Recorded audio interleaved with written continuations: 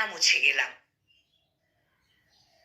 আমরা কি সব সময় ভুল মানুষকে ভালোবাসি? জানি না তো, হয়তো বাসি, হয়তো বাসিও না। হয়তো তুমিও বাসো, হয়তো বাসো না। হয়তো একদিন তুমিও জানবে তুমি আসলে ভুল মানুষকেই ভালোবেসেছিলে। ধরো তুমি সাগর তীরে একলা দাঁড়িয়ে আছো। দূরে তাকিয়ে দেখলে অতি দ্রুত বেগে তীরের দিকে ধেয়ে আসছে আকাশ পর্যন্ত অত্যুচ্চ এক জলস্তম্ভ।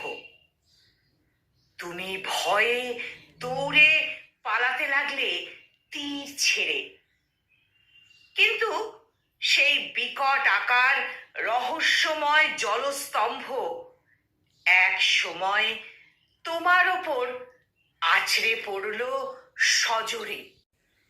তুমি উত্তাল ঢেউয়ের মাঝে তলিয়ে গেলে। সেই অতিকায় জলস্তম্ভ তোমাকে গ্রাস করে নিল। আচ্ছা, বলতে পারো, প্রেম কি সেই উন্মাত্তাল অতিকায় জলস্তম্ভের মতো? হ্যাঁ, মাঝে মাঝে প্রেম তো সেই অত্যুচ্চ ক্ষিপ্র গতি জলস্তম্ভেরই মতো। মানুষ প্রেমে পড়ে না, কখনো কখনো উত্তাল ঢেউয়ের মতো সেই প্রেমই আছড়ে পড়ে মানুষের ওপর। লোভ করে দেয় তার সমস্ত ধী শক্তিকে। ভুলিয়ে দেয় প্রেম আর প্রেমের পথে দুটো মানুষের একসাথে থাকা এক নয়। একজনকে যে কোনো মূল্যে পাওয়ার অতি তীব্র ঘোর আমাদেরকে অন্ধ করে দেয়। ভুলিয়ে দেয় প্রিয় মানুষটির সকল দোষকে।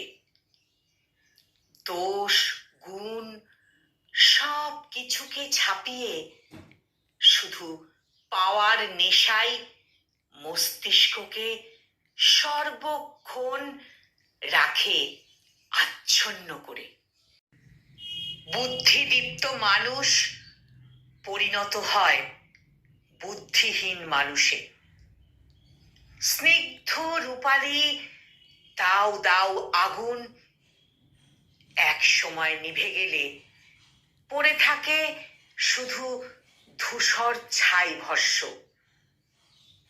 এক বুক কষ্ট আর ক্লান্তি নিয়ে আমরা তখন অসহায় দৃষ্টিতে তাকিয়ে থাকি আকাশের দিকে।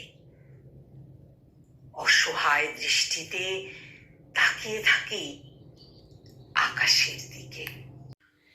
কলমে আবু জাফর মোহাম্মদ ছেলে, আর কণ্ঠে আমি নিবেদিতা।